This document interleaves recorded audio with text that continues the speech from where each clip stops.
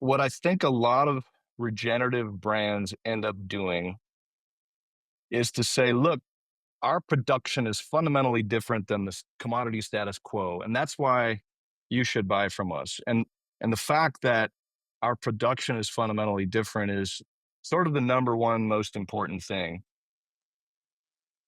But what I would say, and I think I might have mentioned this, Anthony, on our panel together, is that if tomorrow the food production system is a system, like you it everything has to sort of work together from the very growing of the product to the distribution and ultimately the sale.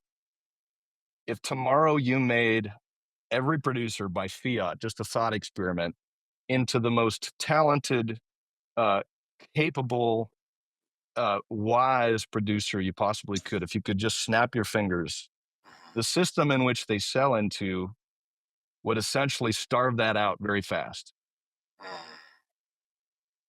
because it is designed to consolidate money at the downstream end of the supply chain rather than sending that money back to feed the kind of production we want to see.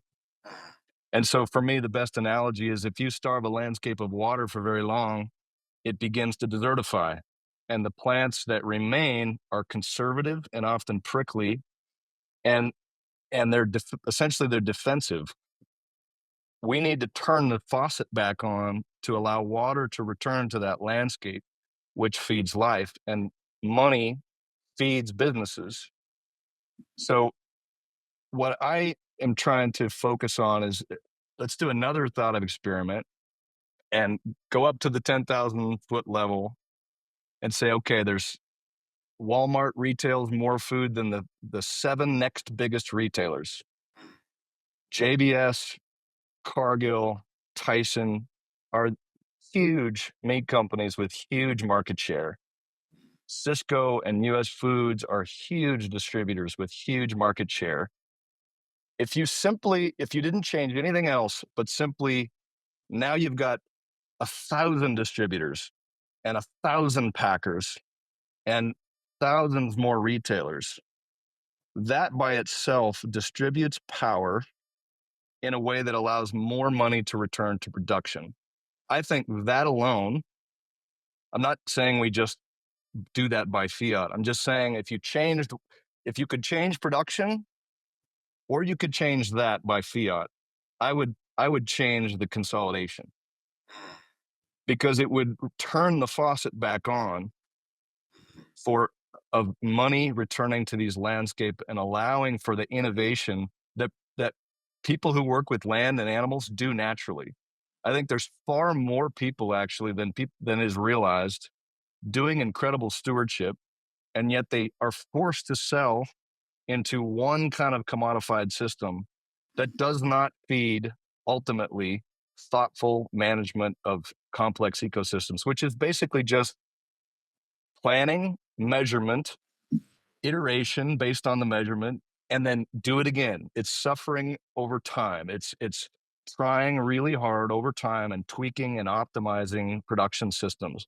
That can't happen when you're just so e- exposed. You've only got one or a few buyers, and it's very hard to innovate. And there's just not so many places to send product.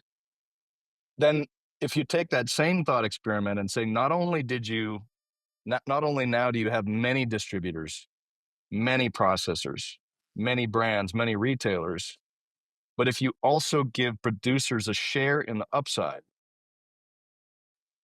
so that the producers are essentially have an ownership in the end brand, that's how producers get more of the share of the food dollar. And so while I am proud, and I think that the members of Old Salt are exemplary within their field in terms of managing livestock and grazing ecosystems, that's not what I think is the most significant thing about Old Salt. The most significant thing about Old Salt is that if we work and we get to this point where we're distributing money to producers beyond just the cost of their animal, beyond just buying their animal, we're not just going to make a few founders and investors wealthy. What we're going to do is send money back to producers. Fundamentally, structurally, that's how our business is set up. And it's what I think makes it most different. Like, feed the things that you want to see grow. Don't feed the things with your money or your investment that you are quite sure are broken and will basically send resources to the wrong place.